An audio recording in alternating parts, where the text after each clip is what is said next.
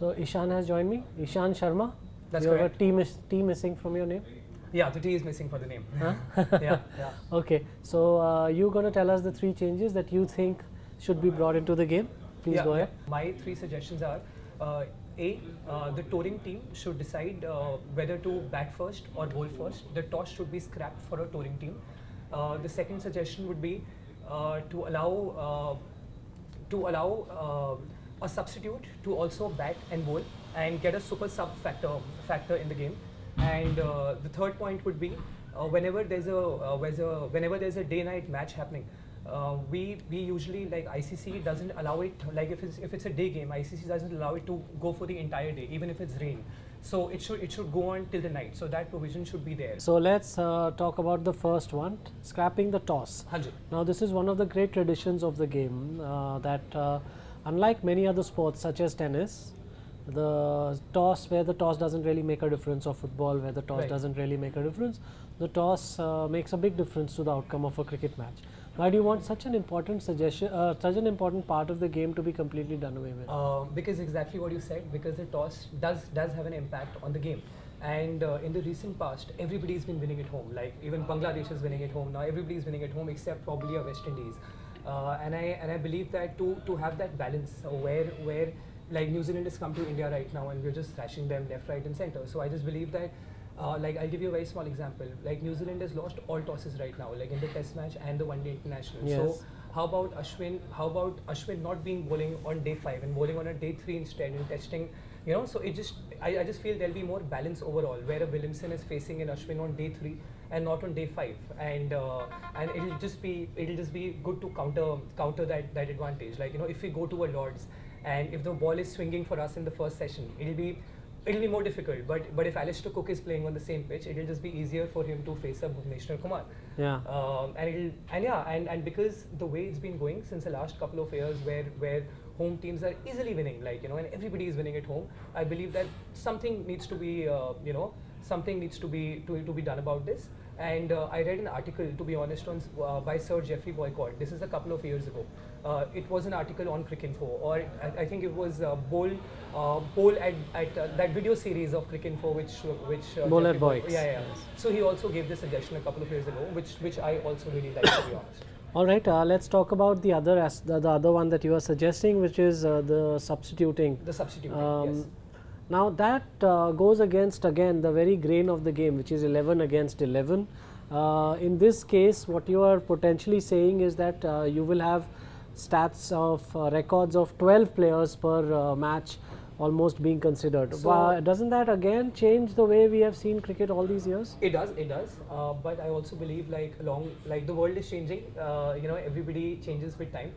There are new rules coming in every day. And we also need to make sure that cricket is also a global sport now. Like, you know, I think Anurag, I read his interview recently that he's targeting the American market. Like, you know, we're also going to America to play every year from now. And I believe that just to globalize the sport, there needs to be a fun element. There needs to be more adrenaline rush, because cricket is a big game. Like, except the T20s, the 50 overs are big.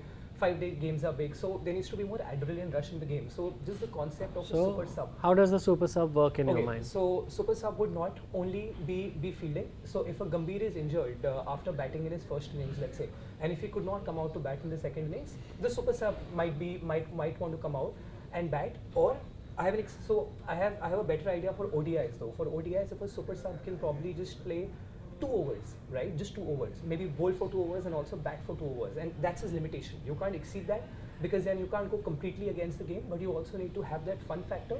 And also the fact that you're actually not 10 versus 11. If a Gambhir is injured and if he's supposed to come 2 down in a 50 over game, it's very unfair. Unlike soccer, where a substitute just comes in and takes it from there. Talk about the third one that you have suggested, which is completing a game. Is that something that you base on the experience of the World Cup semi-final between New Zealand and South Africa?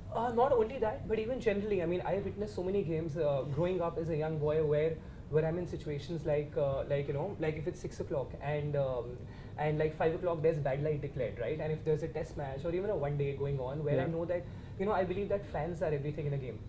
And the cricket should be like, for people like us, for fans. And if I've got tickets, let's say, and it hasn't happened to me personally live, but on TV, if I've got tickets, or whatever. And if a game can go on till, like if a Wonkate has lights, right, and if you can go on till 11 o'clock, why would you shut it 5 o'clock just because ICC says so, right? Yeah. But what about the fans who've got those tickets? I think And in what about- Wankhede they shut it because the police department says that Alright, they have to alright. shut No, it. but even generally, I believe that ICC cannot give you a go-ahead if if it's a day-night game, it cannot be shifted to a day-night game or even extended to a day-night game. Okay. Which is very unfortunate, I believe, because it's like us, we're playing cricket, and suddenly if it's dark.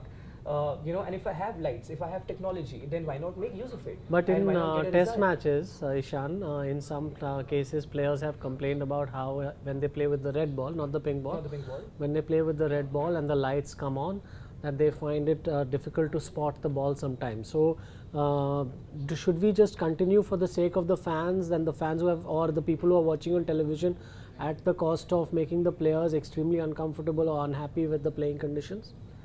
No, not at all. But then, see, a counter to this could be probably asking both captains whether you want to continue or not. But that I personally believe is not a good counter, because of course the losing team would not want to play then. But at the same time, I believe that something can be done. Maybe experiment with the pink ball a little more. Experiment with, see, it's ICC, and I believe BCCI personally, like we are the richest board in the world, and if you want to make something happen, we can make something happen. And I believe that there should be a way out. Like technically, how that will happen, I don't know, but there should be a way out. All right, well argued on all your points, Ishan. Yeah. Good job done. Thank you. Yeah, well done. Thank you. All right.